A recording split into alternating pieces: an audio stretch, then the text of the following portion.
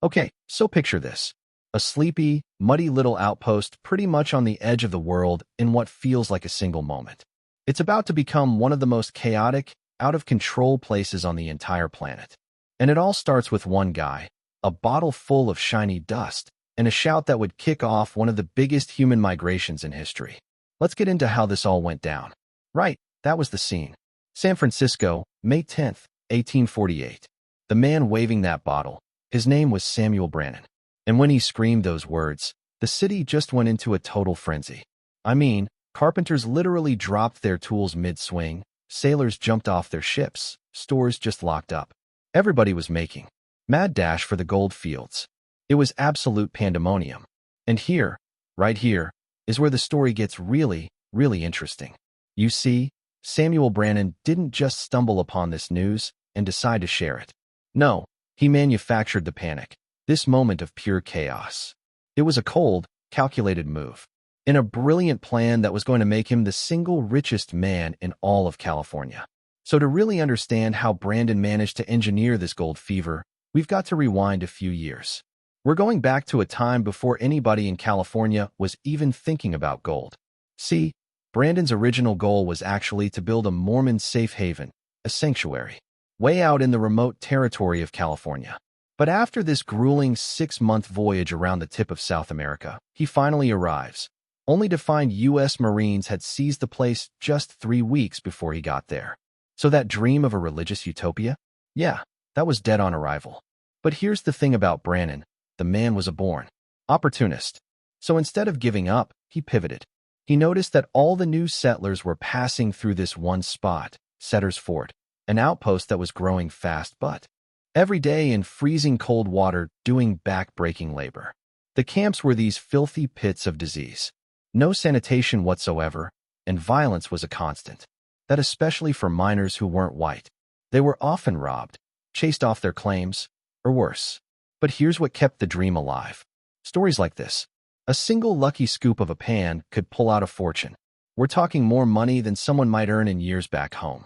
And that possibility, no matter how tiny, was enough to make all the suffering seem worth it. But let's be real, that lucky strike, that was the exception, not the rule. The vast majority of miners found very little. So many people spent weeks, even months, finding absolutely nothing, watching their hopes just wash away with the mud and sand. Which, of course, brings us back to our friend Samuel Brannan.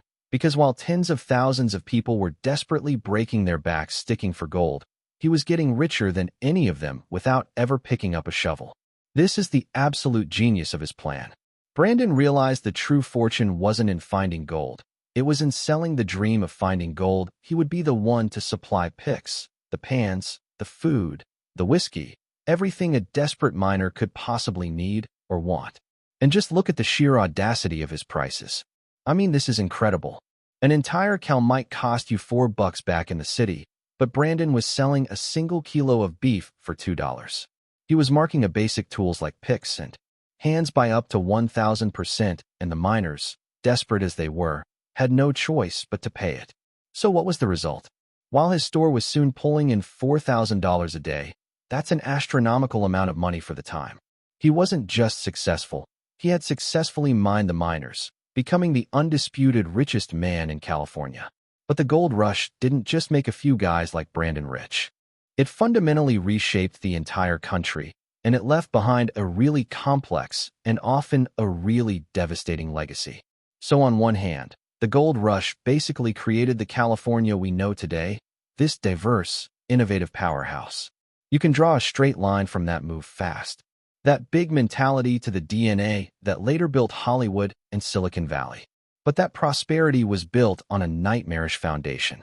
We're talking stolen land, exploited labor, and a state-funded campaign of genocide against Native people. The human cost was just staggering between 1846 and 1873.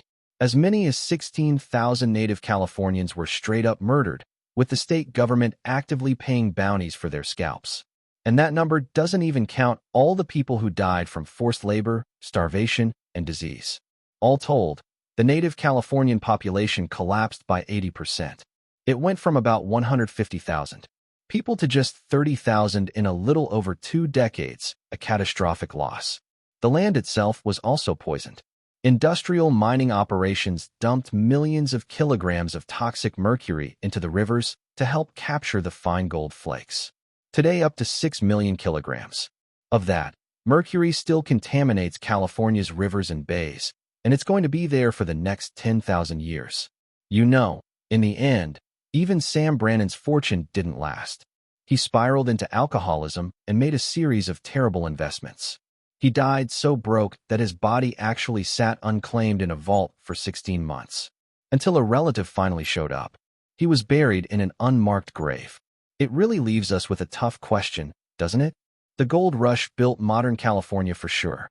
But when you look at the staggering human and environmental cost, was the dream worth the price?